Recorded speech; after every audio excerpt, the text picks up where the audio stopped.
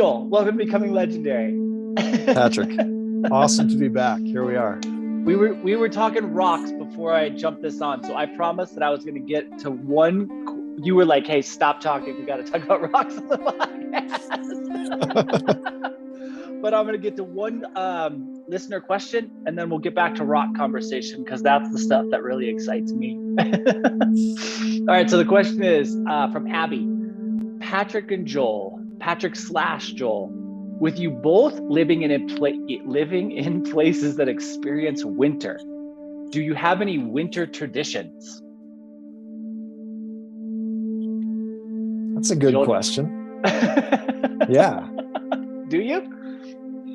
I mean, traditions. There's always things that, I don't know. There are things that we do all the time. Like if there's enough snow, we're going to break out that 6-foot long wooden toboggan. Heck yeah. You know, we're going to do that. With the rails and everything? Yeah. Oh, heck well, yeah. Oh, wait. Well, no, not with like the metal rails where it's elevated. It's just a, flat. Oh, you have like the flat with steam the curl. bent. Whoa. Yeah, steam bent. Yeah. Made back east, all that good stuff. So we're going to bust the toboggan out.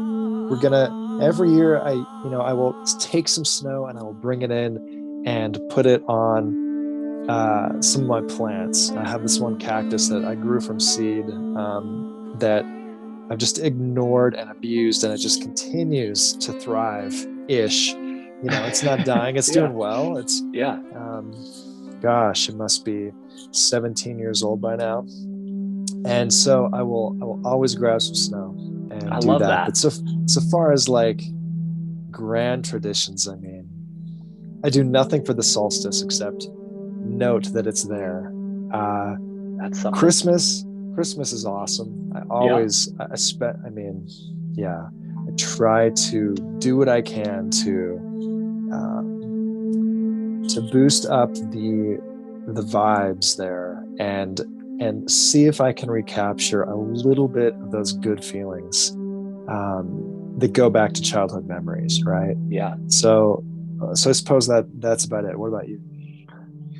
I keep telling people this and nobody believes me, but my winter tradition is hibernating. It's a good one. Like, I mean, in a lot of ways, that's really true. Like, I like to have my house really, really warm, right? So you mentioned last time, but the stove is going basically 24 hours a day. I get as big a log as I possibly can get in there at night so that when I wake up in the morning, there's a 4% chance there's still something going in there. I do spend a lot of time outside, but not in the traditional ways that people spend time outside, like playing and having fun. I'm mostly out there working. So yeah, hibernation is really like my winter tradition. I go to bed early. That's a good one. It's not exciting to people. I mean, people do not believe me when I say that. Like, I will say, hey, I hibernate, and then they'll ask the next question, like, do you snowshoe? And I'm like, no, but I hibernate.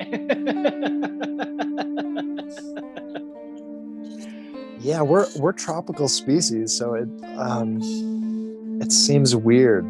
It's like I get it. I get the impulse to just live somewhere where the weather is good all the time. Yeah. I get that. Yeah, for sure. You have your own every place, right? I think this is a reality because I think a lot of people spend a lot of time thinking about, oh, if I only lived here. And the reality is, no matter where you live, there's always some obstacle. There's always some problem. If you live somewhere where it's tropical all the time, you can't go outside because the bugs will attack you, right? Like, you have to live in screened in places. So there's challenges everywhere. I think what people really mean by that is, what they're thinking of is, can I leave and go somewhere new and leave all my crap behind? They forget that like they're gonna bring all their baggage with them. It's like, oh God, absolutely. I'm here in this great place, but I'm still me. Oh, just as miserable as I was before. In another beautiful location, just as miserable. Here I am. I still have the same hangups. Oh, shucks. It's true. All right, so let's talk. So we stopped. You stopped me because we were talking about our particular. We'll pretend it's summer, right? Our particular style of hiking, and we both agreed that when we are hiking, we're looking down. I'm looking for rocks, and you didn't tell me what you're looking for, but what are you looking for looking down? Well, I was trained to do that with, hunting mushrooms, obviously. So I'm Mushrooms, always yeah. looking down for that. But rocks too, especially, yeah, if I'm out with the kids or something on a trail, they're always looking down at rocks. And that, so I just do that as well. But yeah, I mean, we were talking about how there are two different types of people you run into on a trail. There are the people that are like going to the destination, and then there are people that are just sort of out there wandering and looking down at their feet and staring at their belly button, so to speak, just looking at all the tiny wonders out there on the ground that everyone else is stepping over. Yeah. Do you and the kids have a particular style of rock that you're most drawn to? Here, well, it all comes down to what you've got near you. So here in Arizona, in Flagstaff, 15 million years ago, whatever it was, 10 million years ago, this was the edge of an ocean. It was beachfront property. And so you have a lot of kind of limestone type rocks here. I don't know if they're limestone, actually. They seem to be, with holes in them. And the holes they're evidence of some kind of fossil that used to be there. And you won't really always see a shell in a fossil, but sometimes you'll see like a negative space, like an outline of where a shell used to be. Yeah. And a lot of the rocks, though, they'll just have a hole through them. And so my youngest son, he found out through the wonderful internet that I've heard of that. in like the witchcraft community, like the occult, the Wiccan community, yeah, and like the witchy days of old, holes with rocks in them were highly prized, and sometimes they were called fairy stones. And the thinking is that you would look through, you'd peer through the aperture, through the hole in this rock, and that would be your window into the fairy world. And so it was essentially a portal. And so what we're looking for is the best fairy stones that we can find, the absolute best portal, to see if one of these things is finally going to do it. The one. Heck yeah. That's fun. Wow.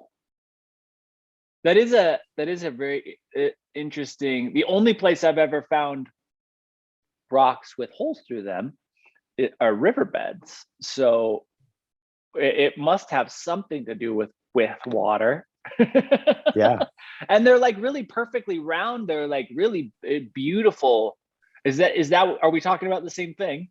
These are different. These are Really? a lot more kind of rough, and yeah, it seems to me like maybe there was some kind of prehistoric worm or something, and then it was fossilized, and then that softer mineral or whatever that was fossilized, that became the fossil, wore away. Wow. And you're left with like the parent material, the surrounding rock. Heck yeah. So I don't know. That's just my theory on it. But rocks are amazing. Another good rock, though, I remember being out on the beach by Ventura, and out on the beach sometimes you'll get these perfectly flat, round, smooth stones. Yeah. Take some of those and use them as cold packs. Take them home, put them in the freezer, and then put them on your forehead or something at night, or put them on your stomach or whatever. They're great. That's rad. Yeah. those that is the rock style that I'm most drawn to, is the smooth and round and like good hand feel. Yeah. And now I'm going to start putting them in my freezer. I'm going to have a freezer full of rocks. Yes. Sorry. There's your biohack for the day, people. Oh, that's some good stuff. So we have an interesting topic this week. I think that it's going to be a fun conversation. I think you're more the expert here. We're going to talk about inflation and government services. This was your idea. This was my idea. Absolutely. Yeah. No, but I do think this is so. I don't know. My guess is from our communication, I think you probably spend more time thinking about inflation, and I probably spend more time thinking about government services. So, but there seems to be some type of perceived or real correlation between the two, at least in the current moment. So I think they fit together in an interesting way. Certainly inflation, right? Like that is the talk of the town right now. Prices are going up. Do you have an easy definition for inflation? Because inflation kind of sounds like some magical thing in a cauldron to me. The classical definition is an increase in the money supply. So a government. So it gets back to this concept of fiat currency. So you have a bunch of paper currency, the US dollar, the Canadian dollar, whatever. And you have to use that currency if you're living there. And the reason why you have to use that currency is because you have to pay taxes in that currency. So that's why you need it, right? And because if you don't pay the taxes, then you go to jail. So essentially, you're forced through control to use a particular currency. And the people that are in charge of that currency, they can increase or decrease the money supply if they'd like to. They can create more currency units or fewer currency units. So inflation, technically speaking, or like the classical definition, is just an increase in the number of currency units in circulation or created by a particular government. And you can see that, right? You have the money printing, you have stimmy checks going out. You can see people buying, JPEGs of cartoon monkeys for millions of dollars called NFTs. You see all sorts of silly things out there. To me, it's very reminiscent of like the tulip mania, that particular bubble where people were paying, the Dutch were paying just, a month's or a few months' salary for, a particularly rare tulip bulb. Right. People had so much money and they had this crazy, so the money goes to stupid things, basically. Yeah. But most people are not seeing that. Most people don't even have the funds to participate in, speculating in JPEG monkeys. Instead, they are noticing when they go to the grocery store that things have gotten more expensive, and there's some holes in the shelves with supply issues, and the quality of both, like things have gotten more expensive, and the quality in some cases has gone down as well. So that's interesting that the definition is an increase in money supply, because we don't measure inflation based upon supply, right? We measure inflation with a consumer price index, which is essentially just a basket of goods that we look at and track the price of. So like my layman's definition, and I've done essentially no research on this, but my layman's definition would be inflation is an increase in price, an increase in cost of goods, which is how we measure inflation. And I think it's certainly a a ridiculously complex conversation for us to have the hubris to drive into, but I think we're both totally ignorant about this topic, so it'd be great. It'd be great. But I do think there's some real life relevancy. So the debate that seems to be going on between economists is an interesting one, because I think it's a similar debate as to nature versus nurture, right? In that the two things they can't possibly exist without one another. But the debate that's being offered up is the inflation we're experiencing permanent or temporary?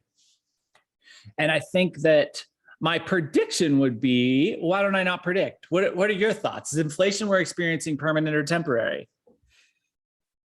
It depends on your time scale. So if you look at a historic chart of the purchasing power of the dollar, since its creation, it's just a jagged downward slope. And so you can see that, over time, going back to the original dollar, you now only have 3 cents of purchasing power compared to the original dollar. Yeah. And this is back in the day when the dollar used to be exchangeable for an ounce of gold, for example. So $20 was equivalent to an ounce of gold, and now gold is at I don't know, 1825, 1850, something like that, an ounce. And so there's a loss of purchasing power there.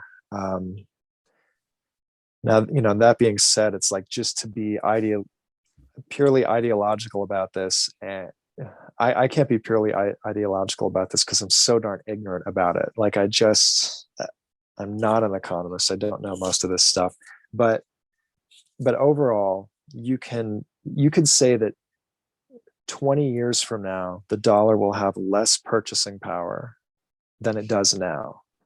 Yeah. You could say that, probably even, I think that, well, first of all, the inflation numbers you mentioned, the inflation index and all that stuff, those numbers, they keep monkeying with those metrics. They made major changes to those. I think it was in the 80s. And one of the key inflation numbers that they use to calculate, or one of the key metrics or whatever they use to calculate inflation, does not include food or energy. It's like food and energy are a big component of most people's expenses out there. And so with the official inflation numbers being at whatever they are, 6 or 7%, everyone who's paying attention knows that they're actually much higher than that. But there are reasons that they want to keep those numbers as low as possible. One of those is that the inflation values are tied to certain benefits, like Social Security, for example. So when inflation goes up, Social Security payments need to be adjusted as well to keep up with that inflation. And so if you can keep those numbers down, then your payouts to the Social Security recipients can remain lower than it really needs to be. And so inflation is going to, it's not great for people who are at the lower end of the economic scale. People at the top, they're seeing inflation too, but it's like, well, okay, super yachts cost a little more this year, but I made so much money that that's fine. I'll still buy it. And the way I'll buy it is I won't pay for it in cash. I'll take out a loan at a very low interest rate. Then I'll invest money in, whatever stocks Nancy Pelosi's and whoever else, the people, name for me a Republican one, so it's balanced, right? Whatever those people at the top that are pulling the strings, whatever they're invested in, I'll just invest in the same darn thing. I'll make money, and then I'll make money buying that super yacht, essentially. Right. That was a rant, but essentially, inflation and government services are definitely tied together, I think, in a lot of ways. And if you're not paying attention to this stuff, then, like many things on the invisible path, then they'll probably chew you up to some degree, and you'll be a victim of these circumstances, I suppose. Okay, so I want to dive into a bunch of those things. One, I think there was a change in the 80s to the way we measured inflation because of the oil crisis in the 70s, right? And the oil crisis in the 70s created kind of a chain reaction in that what happened was OPEC just said, hey, we're going to start screwing with the United States, basically. And it's very United States driven, right? We're going to cut oil production. The cost of oil is going to dramatically increase. There's going to be huge lines for $5 a gallon gas in the 70s, when $5 a gallon is like $24 right now, right? So you're looking at some pretty significant problems. And then what happened was laborers would start negotiating and saying, hey, our cost of living has gone up 24%. We need a 24% increase. And then the businesses they'd need laborers. They'd say, okay, we got to give them an increase. They give an increase, and they'd offer a increase in the price of the goods that they created too. So there became a chain reaction where the laborers would then come back and say, hey, now the cost of good has gone up 24%. We need another increase. And it just became this kind of chain reaction. So I think the change they made in the 80s was at least in hope to address that, or at least partially in hope to address the fact that oil could create a chain reaction that was more psychological. It was a psychological, eternal inflationary cycle than a real actual inflationary cycle. The other thing that I think is really interesting, and I know there was a lot in the middle that I've forgotten, but you ended with, that government services and inflation are tied together. And I think that is the common way of thinking.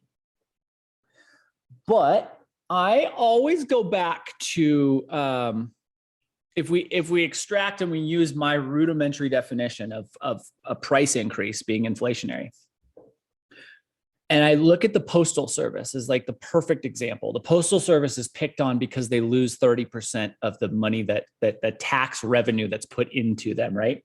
No one ever talks about the fact that they are essentially the only service in the world, that government service, that recoups 70% of their value. But also, if we eliminated the Postal Service today, the $10 package that costs $11 to ship on UPS, what do you think that's going to go to? Because it's going to be probably a 40% increase. So the fact that we pay 30% of our 30% quote unquote taxes into the Postal Service dramatically decreases the cost of a service because it offers competition. It offers competition at a rate that doesn't make money. That is a fact. But if we let UPS and FedEx have an essential monopoly on the pricing power, prices aren't going down. So I think that we need to take into consideration, when we think about government services, the fact that even if they're losing money, they may be making money for everyone that utilizes the service or utilizes a competitive service. Because if you're not competing against a quote unquote business, and the Postal Service is not a business, so if you treat it like a business, you're wrong. That's why the last word in the description is service. When you're competing against the service that is willing to lose money because it is a service and not a business, you are forced to compete with that product. And FedEx and UPS would love nothing more than the Postal Service to go away. And everyone who thinks that's a good idea would be really regretful when they tried to ship their next Christmas packages a year from that moment that the Postal Service goes away. So I think that when we look at the fact that there is a 2 to 3% creep that is like built in, like that is the Federal Reserve's ideal experience, is that 2 to 3% increase in devaluing of your dollar, as you want to put it, right? Like your value is worth your dollar is worth 2 to 3% less every year. That's their goal. Their goal is that. Mm-hmm. Yes. But there is some real value in that happening as well, right? Like, just because the value of the dollar has decreased doesn't mean that the economy isn't increasing by more than that, right? So you may have benefited 5 to 6% in a 2 to 3% inflationary experience. And inflation could go absolutely crazy if the government stopped spending money, right? If the government cut all its services and there was no competition in the free market, prices aren't going down, they're going up. So the people with assets and the people with enough wealth to invest in speculative assets, different stocks, things like that, they do very well with this, right? Poorer people who do not have money to invest in assets, they're getting killed. They're getting killed every year because rents went up, 20% in some metro areas, like in Phoenix, they went up 20%. In like 2020, I think it was, or 2021. And, food has gone up, and let's say they get a, 5% supply, income, though, right? Those are both supply issues. Well, it doesn't even matter. Like, it doesn't even matter if it's artificial, like with the OPEC example, right? Like, it still is something that costs the people at the bottom of the economic ladder. It punishes them. Right. But it's supply. Supply is really different than actual inflation, right? Supply is an economic driver to price increase. Mm-hmm. So it's hosing those people. The people at the top that are closest to the money creation, they do quite well. And it's forcing the middle class to take their any savings that they have and basically put it into a casino of the stock market. So it used to be that you could have money on deposit at a bank, right, and you would earn interest on that. Now you don't earn interest at all. You have a negative interest. You're losing money, even if you get a very small amount of interest paid to you. You're losing money on a inflation adjusted basis. Everything is getting more expensive while your money sits in the bank and does nothing. Now, you were talking about how a government monopoly can be beneficial, like with the postal service. So if they decided competition, not monopoly though. So competition sure. of a private monopoly. Yes. So as long as they don't go too far with that advantage and that power that they have. So if the postal service were to slash prices to a quarter of what they were now and everyone flooded to them, they would UPS and FedEx would go out of business, and then the postal service prices would have to increase at some point, and the service would be garbage because they wouldn't be able to handle all that volume. And in a similar kind of strong arm way, maybe, I mean, think about the beginning of the pandemic though, right? How much do you think shipping increased in the first 6 months of the pandemic? And all of those companies handled it pretty well. Yeah, I've had to pay, my shipping costs have nearly doubled. I do have a few things that I get. I try to source all my stuff from Canada and the United States. There are a few things where it just makes sense for me to get them overseas from China. Shipping costs have nearly doubled, right? But, especially overseas. Yeah. Oh, yeah. And we're going all over the place. We're doing a terrible job of trying to focus this in. But back to like the mom and pops and all that. The banks now, the banks, they don't need your money at all. They don't need deposits. Deposits, your deposit at a bank, your bank account, they just see that as what's called an unsecured liability. That means, if you want your money, they'll give it back to you. But if there's real trouble, they don't have to give it back to you. There's a banking crisis, they don't have to give that money back to you. That's not actually your money. That's an unsecured liability of the bank. It's not really your money anymore. And you're probably going to be fine as long as you don't have anything above the FDIC insurance limit of $250,000. Yeah, $250K, right? Most people are fine. So don't have to worry about that. But they don't need your money. And the Fed, things are set up now so that even if interest rates go up, when they do, that doesn't really mean that interest in savings and checking accounts is going to go up appreciably at all.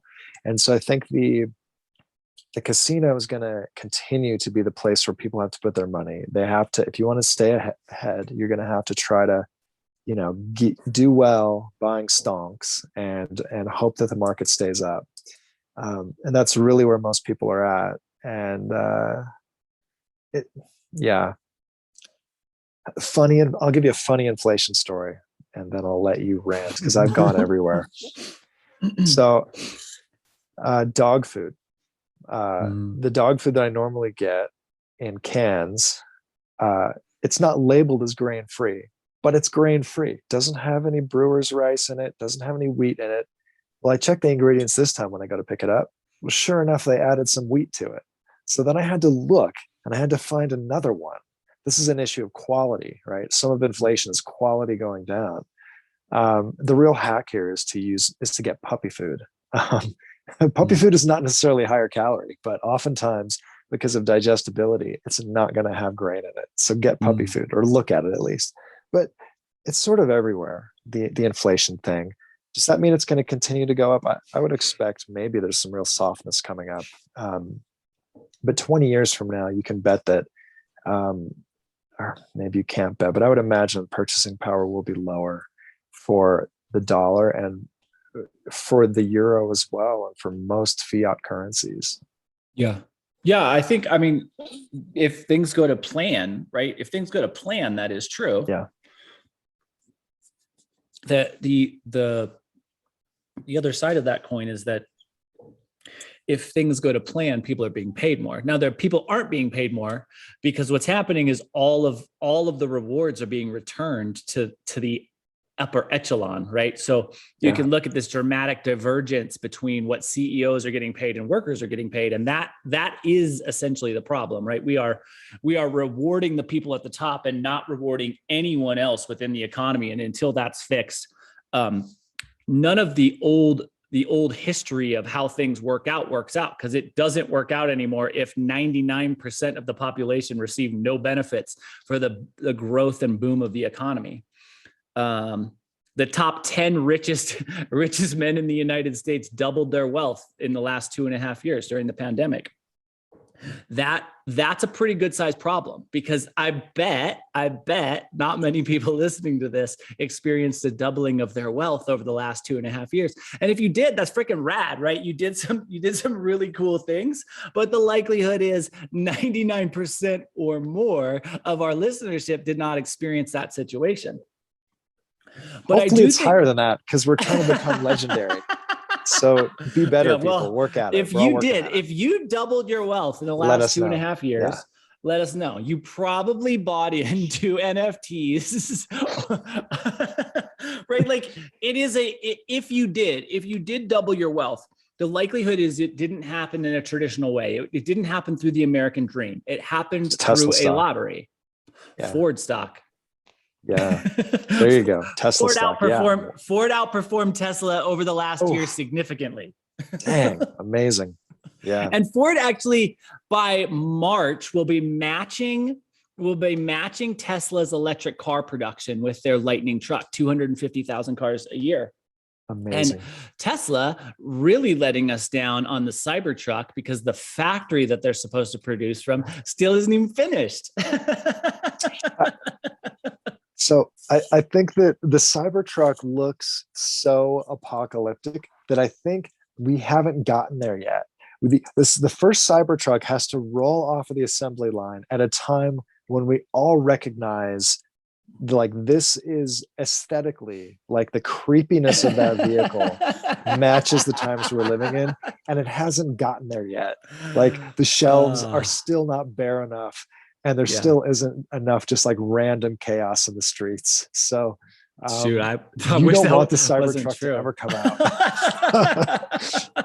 I feel like it's one of the horsemen of the apocalypse. Like, it is so strange looking. It's just, yeah. It is a wild looking thing. Everything about that has kind of gone wrong so far. And that is also kind of fascinating. It is just, I can't imagine. I mean, I know it's kind of a passion project for Musk. It doesn't seem like it's necessarily a opportunity to earn a significant amount of money. Not that he needs to earn a significant amount of money, but there has to be an awful lot more headaches than he wanted there to be involved in that passion project thus far, anyway.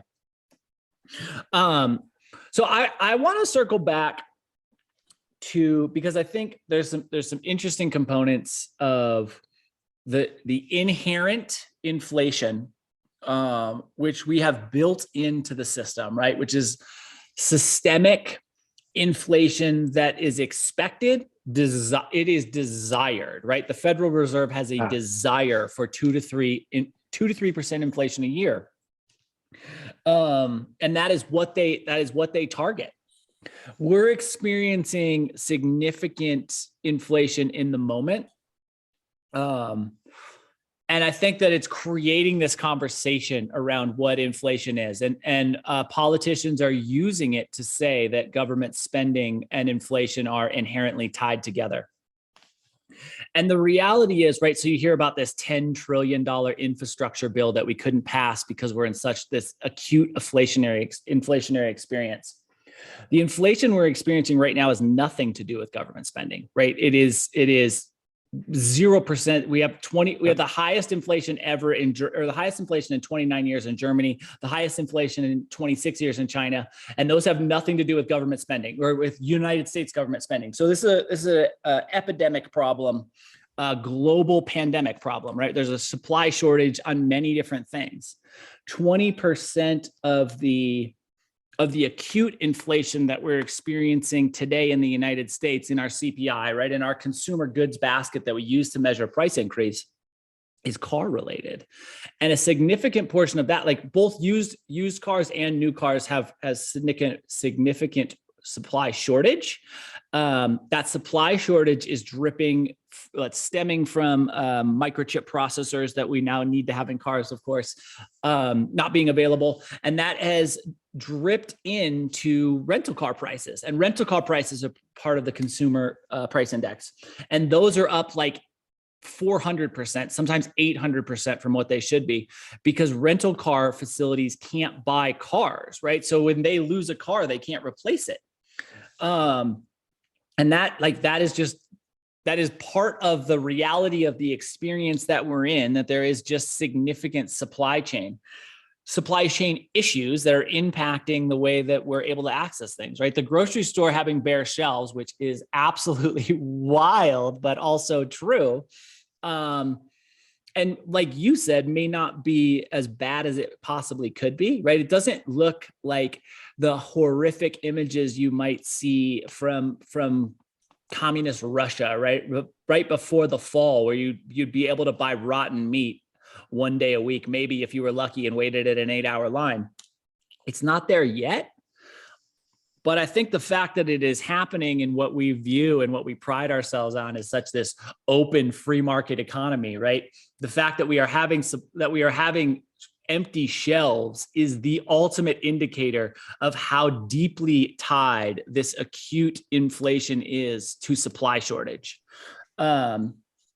Because if companies had the ability to put something on the shelves, they would.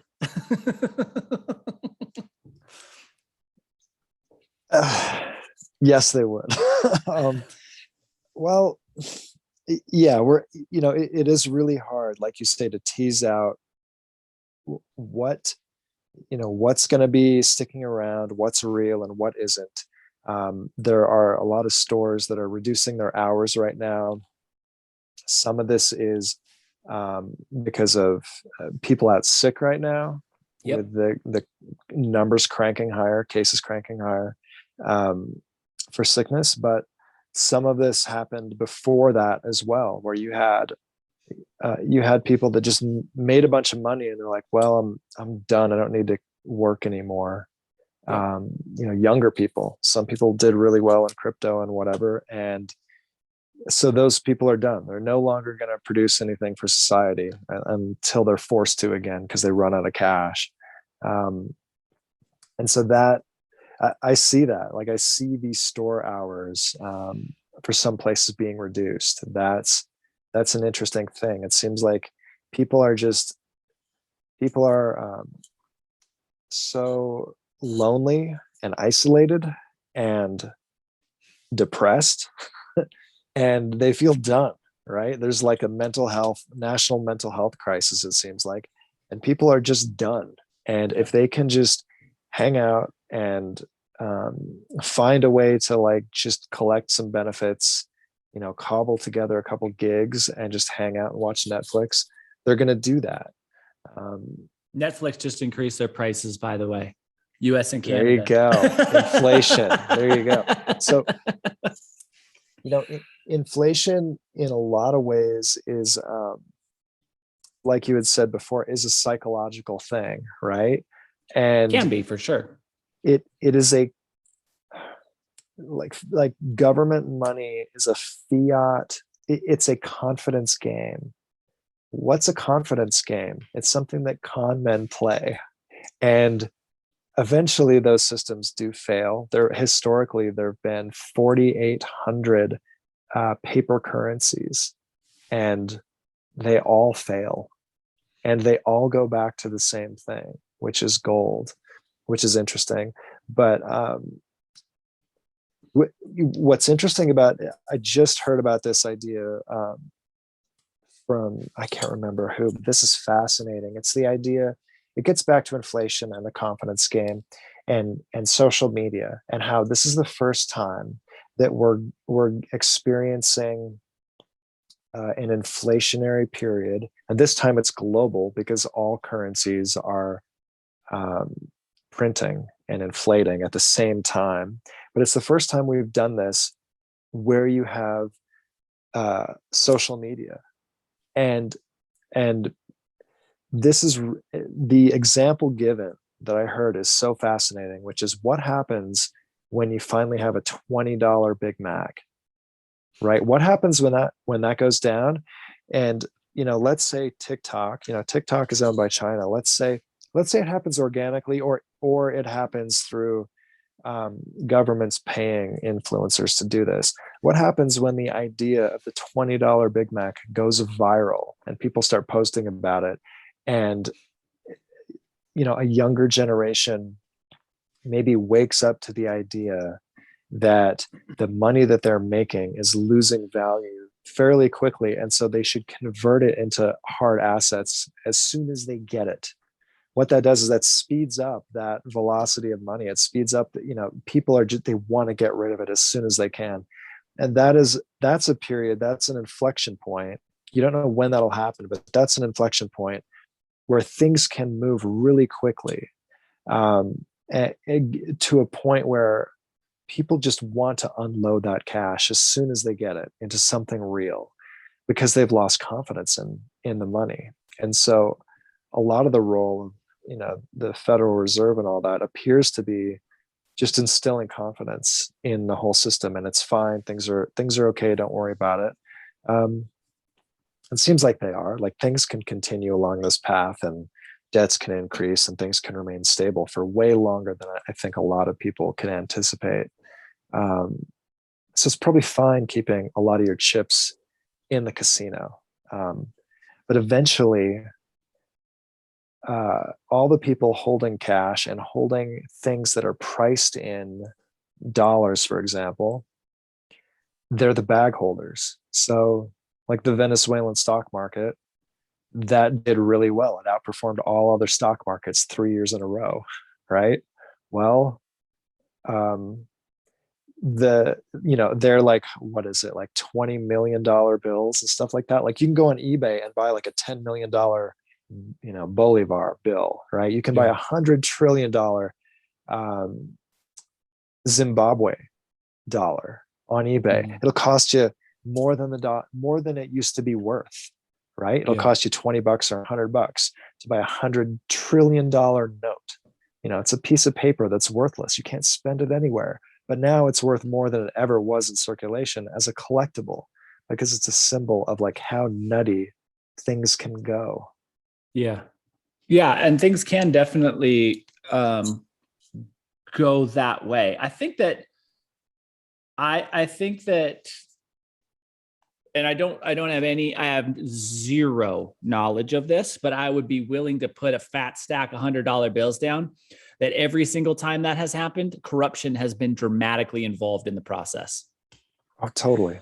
Because if a Big Mac goes to $20, but minimum wage is $105, it's not that big of a problem, right? Like, as long as wages are increasing at the same or a roughly equivalent rate as inflation, everything is going to plan. It's when wages stop increasing and inflation continues to happen that we actually have the problem, right? Like, we think about a $20 Big Mac as the end of the world, but if you're making, if the minimum wage is $105 an hour, or a $20 Big Mac is the exact same. Like, what's a Big Mac now? Probably $5. It's more than that, but yeah. All right, I whatever think it is more it than is. That. But anyways, whatever it is, yeah. So yes, but wages never keep up, right? Let's see what happens. Well, they did, right? So wages did keep up, right? From 1836 until 1910, wages kept up just fine, right? Like, they do keep up. It's just that at some point, someone gains enough power so that they don't have to keep wages up anymore. Yeah, in like early 70s, I think it was 1971, there was an inflection point there where for sure, the wages versus corporate profits, the slope for wages just dropped dramatically on that chart. And it doesn't look like they're going to converge again, but you can see now, like Starbucks, there's an effort there to unionize. You can see this effort, this pushback now, where unions are gaining more, I guess, visibility, and these issues are coming up. But the thing is like the corporate people also control the media, right? And Yep. they are going to use all of those tools they can to convince you that things are fine. And so I feel like it is a much more challenging kind of situation at this point. And I think the dishonesty will be able to continue. The corruption can continue for quite a long time. And so you shouldn't wait around for things to get better. You're just going to figure out how to make more money and do what you can to play the game, and then also not be so dependent on things that you need to pay money for. So people living the homestead dream, if you can, grow some of your own food and have a little bit of independence, energy independence, food independence, that's going to be a really good thing going forward, because I don't think this trend is going to magically get better. When it does get better, it will be much more painful first. Like, we're going to go through the Cybertruck apocalypse first before things get better. Yeah, that's probably true. So I want to ask you this. This is a question I've been wanting to ask you for a while, and it's something I've thought about for a long time, because you will say this. Everyone will tell you this. Every person who gives you good advice will tell you this, which is like, hey, if you want to buy a precious metal, buy the physical precious metal. Don't buy a paper version of the precious metal, because if you buy a gold index fund or a marker against a physical gold, a piece of paper that holds a right to a physical amount of gold, it could be worth nothing. And that it's only worth nothing, right, if all the things fall apart. And I always think about this, and I know I'm wrong, right? Every single smart person tells me I'm wrong. So I just want to know why. I always think about, if everything falls apart to the point where the stock market, where I put my money into a paper version of gold, tells me that's worth nothing, what am I going to do with a big pile of gold? Like,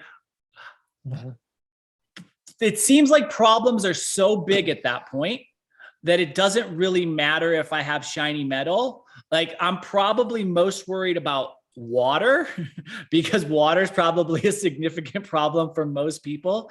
And then if I have any assets at all, I'm probably a target for people looking to murder me. Like, any valuable assets. Yes. So I want to, I understand holding the physical thing makes it an actual real thing, and it protects you against the problem. Because if you're buying paper gold, it's not protecting you against the problem that you're trying to protect yourself from. But I view that if that problem comes, it just seems like, well, I have no solution for any of those problems at that point, no matter what I have. Yes.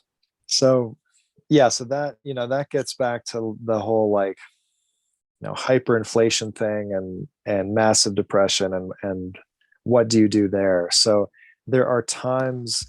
So I mean, gold historically and silver have always been monetary metals, and then paper is just easier. It's convenient, and it's convenient for governments and people in power, because then you can create more currency units, and the people closest to the money creation, closest to the printing press, benefit from it the most. So the banks, the people that are well connected, the politicians, they benefit from it the most.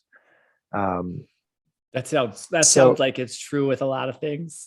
Yeah, absolutely. So hyperinflation and then massive deflation and depression, your gold and silver, you can't eat them, right? I guess, historic hyperinflations and all that have shown that generally the market goes underground. Oftentimes they're even illegal to possess. The government will just outlaw you being able to hold hold those metals. And the reason why the people that held them, what they really tried to do was hold on to them as long as they could, until you come out on the other side, when the free market is able to function again, because then you're one of the few people who actually has real wealth, because things do return back to typically just gold, not even silver. And the new currency is revalued in terms of gold. And at that point, anyone who was able to who had managed to be able to hold on to it through the crisis, came out on the other side and did really well. Yeah. On average, I've heard this a few times, that you could buy a full city block, buildings included, for 25 ounces of gold after a currency reset. And so it's a tremendous amount of leverage there. But people don't realize. Sounds like Detroit 10 years ago. Exactly, right? Yeah. People don't realize all the issues, though, where you need to be able to have your food, your water, your shelter, everything taken care of, your security, everything taken care of, for you to even stand a chance of being able to pull this off. So probably better than buying precious metals right now is first to make sure that you've got this is like, I just see so many holes in my own game, right? Like, it's so hard to do it. You want to make sure you have your water, your food, your shelter, everything dialed in first. That's far more important right now, I think, than going for the Scrooge McDuck game of a bin full of gold coins and seeing if you can swim through them like he did. It'd be fun to swim through it, though, wouldn't it? Magical, yeah. So, but yeah, and the another thing, back to the paper gold and the trading and all that, the price right now is used as misdirection. So they'd like to keep the price on gold and silver as low as they possibly can. And so, banks, who was it? Was it JP Morgan, was fined like $900 million or something for manipulating the precious metals market. Yeah. Well, what do they care? That was just a 10% fine on their profits. No one went to jail. They don't care. For sure. And the government is happy for them to keep the price artificially low, because then that's a sign to the world that, like, hey, everything's fine. The currency's cool. Don't worry about it. And it allows people who are very forward looking to be able to accumulate a lot of metal at a discounted price. So it works for them in every way possible. So I don't know. It works for them. It works for them in every way possible if it happens in their lifetime, right? If you're 70 years old right now, the likelihood that you get a complete collapse of the US economy plus a rebound is probably essentially zero. So it's interesting in that if you are willing to look at future generations, then there's some opportunity. There's some opportunity, I think, available in an awful lot of spaces. If you're looking at your own lifespan, your own lifespan is pretty limited to the potential of a rebound. If you look at a complete economic collapse of a global superpower plus a rebound, it's pretty small. We don't have a lot of time left. We better start collapsing quick. You better be stocking up on guns and butter first. It's not going to be good. Yeah, it is interesting. I think it's like it's something that maybe it's more common in like Christian-based societies. This whole like meme of the end times, right? Like we have this. Yeah. We seem to have. We're always thinking about this, or some people in the society are just always thinking that it's going to fall apart. Yeah. And if you look how complicated things are, I mean, who knows? Maybe they could, but it's like, is this just an unconscious piece of programming we have within us, it's hard to know.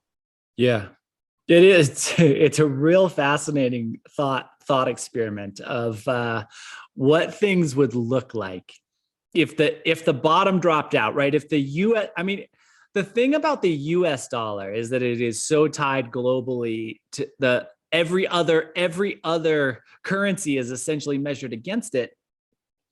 So if the US dollar went to worthless, the impact and the recovery would be,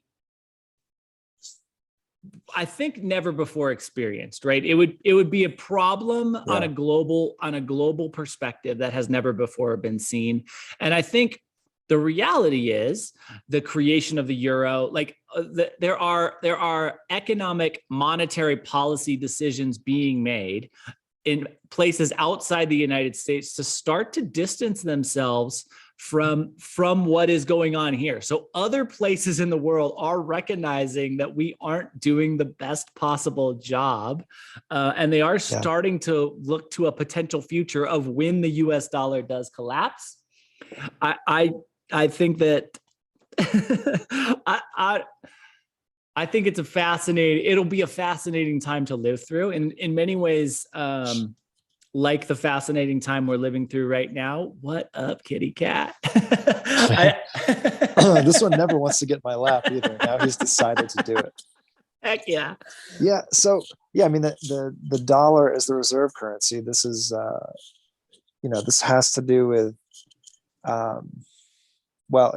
it comes after World War II, but essentially, like the thing that Nixon did that was so interesting is I don't know all the details of it, but it has to do with oil and oil being traded in dollars only internationally. And now, after our fiasco in Afghanistan, Russia, I think Russia and China maybe are offering some security to maybe it's Saudi Arabia for their oil fields. And so now all of a sudden, the US dollar and the US security of oil fields and all that is losing dominance. And I don't think that generally, I think the other superpowers know that they don't really want the US to just like collapse in some catastrophic way. They would like this to slowly bleed and transfer over, because it's far more orderly. And you'd like to have an orderly transition when you're dealing with a bunch of countries that have thermonuclear weapons, right? Like, you don't want things to be unstable generally. So,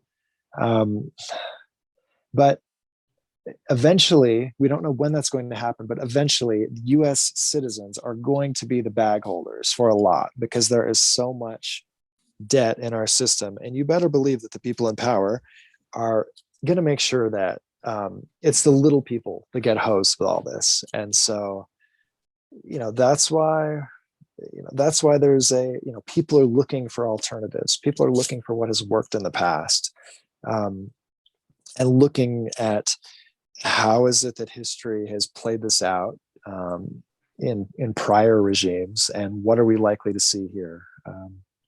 But then you've got what's interesting is people don't really talk about crypto all the time. It's like, well, it's not crypto. It's not hidden. All that stuff is electronic, which means it can be found out. The only real crypto asset are physical assets that you hold that no one knows about, that you've buried in the woods, or you have whatever, you put them somewhere, and that you could pass on to other people without anyone knowing. That's a crypto asset. That's a cryptocurrency. Something where you've got your digital wallet on your phone, like, please, man, like no. All that stuff can be found out, I think. Just about all of it. There are some current cryptocurrencies that are far more stealth, but just the fact that you're searching for them, you're downloading the wallet and all this stuff, that's just a red flag to anyone who wants to keep track of you, that you're trying to conceal something. So maybe you don't want to do that. Maybe you don't want to get a bunch of Monero or whatever. That might not be a good plan for you. I guess if you're doing all legal things, you're fine, but it's a whole weird space. Yeah. It's a very interesting thing. So to put a shiny bow on another topic that we just barely broached the surface of. We're unqualified to cover. And we're fully unqualified to cover anything, Joel. That's the best part of this. What would you be doing? What maybe you can answer this either way, right? What am I doing, or what would you be doing to protect yourself in the either acute inflationary experience or long-term inflationary experience? I think people should probably look around and find people that are more qualified in this space, right? But you're gonna have, but in general, I mean, if you look at the historic chart, the dollar is in a long-term downward trend. The dollars are created through debt. Like, debt has to be created for dollars to be created. It is a feature of the system, and the inflation is a feature, not a bug. And so, I mean, but it is the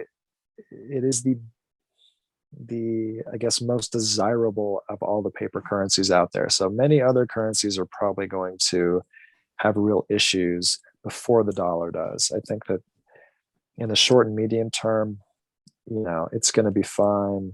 It's going to be great. Use those dollars, invest those dollars. Good luck. I hope you double your money or more in the next year.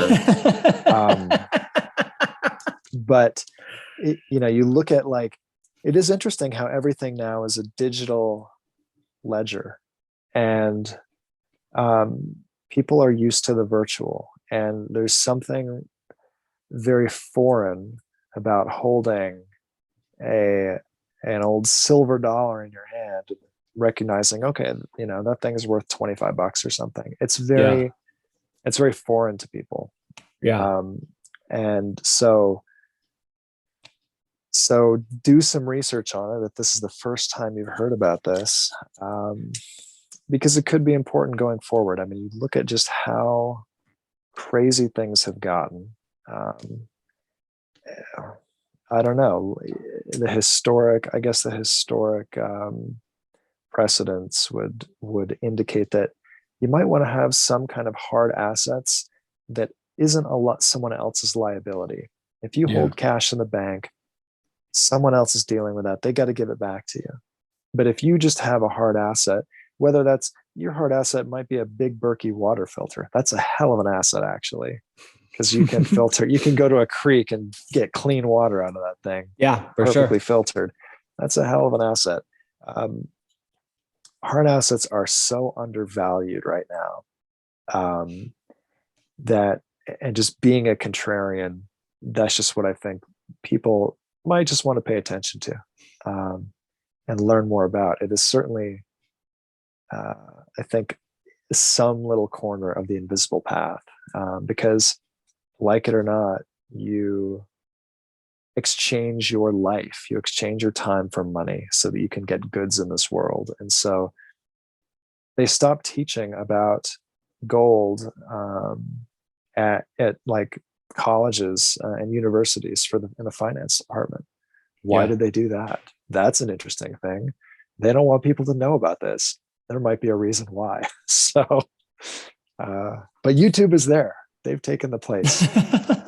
Yeah, I think that there's an interesting, so you touched on it. Let me just kind of draw out the little teaser bits of the way hard assets work in an inflationary experience, right? Is that as the cost of things goes up, the value of the hard assets that you already own also goes up, right? So hard assets become a protection from an inflationary experience, because the value is built into them, right? If you purchased a home, I mean, homes in the United States, although the housing economy doesn't exactly make sense to the rest of the world, for whatever reason it works here.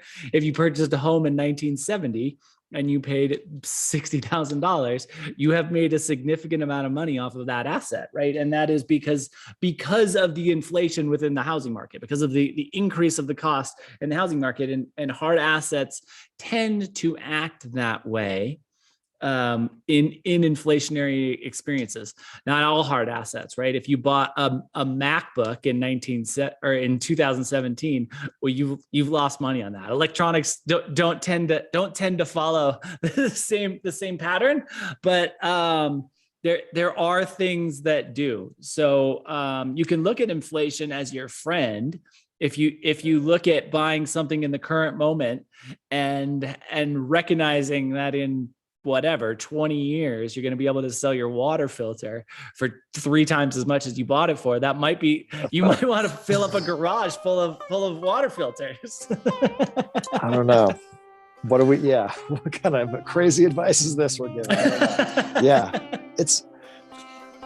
Even like lumber. Yeah, lumber's gone up a stupid amount. Absolutely. And it has come down a little, but that's just going to make it so it's more expensive to build a house, just period. So absolutely. Yeah. This is a strange corner of the invisible path, Patrick. This is a very strange one. I wonder what people are thinking. We went from mushrooms to this. Where are we going to go next? It's so interesting. Yeah, you never know. That's the best part about it. The invisible path is invisible until it reveals itself. That's true. We're just staring down at the rocks on the path too, apparently. So we found a shiny one. That's true. And anytime there's a shiny one, pick it up, talk about it. Heck yeah. Heck yeah, man. Well, I feel like I've learned some things. So I'm excited for this chat.